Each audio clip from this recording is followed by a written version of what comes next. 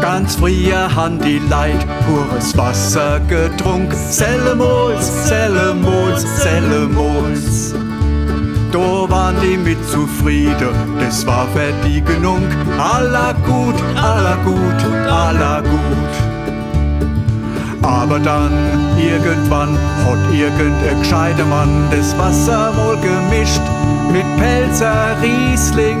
Du dabei hat der entdeckt, dass das so viel besser schmeckt. Und dann hat der Annerleid folgendes gerot.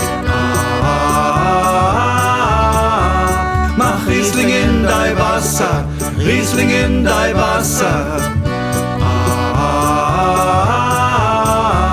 Mach Riesling in dein Wasser und dann schmeckt es noch einmal so gut. Die Leid waren all begeistert von dem neuen Getränk. Ist jo klar, ist jo klar, ist jo klar.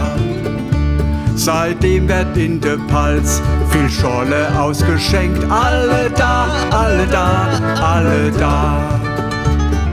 Du dabei ganz wesentlich ist, wie man so eine Scholle mischt, weil zu viel Wasser darf da nicht nein. Eine Mischung etwa 1 zu C ist für eine Scholle ganz okay. Die 1, die steht für Wasser, die C, die steht für Wein. Mach Riesling in dein Wasser, Riesling in dein Wasser. Mach Riesling in dein Wasser und dann schmeckt es noch einmal so gut.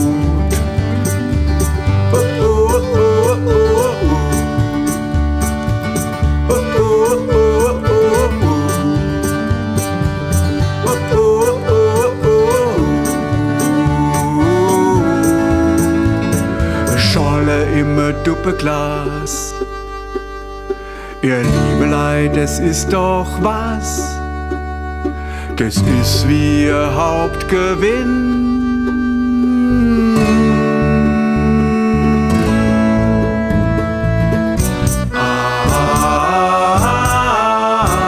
Mach Riesling in dein Wasser, Riesling in dein Wasser.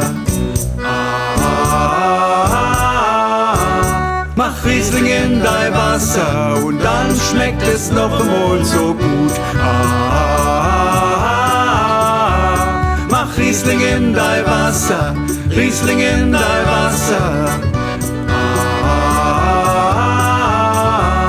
Mach Riesling in dein Wasser und dann schmeckt es noch einmal so gut.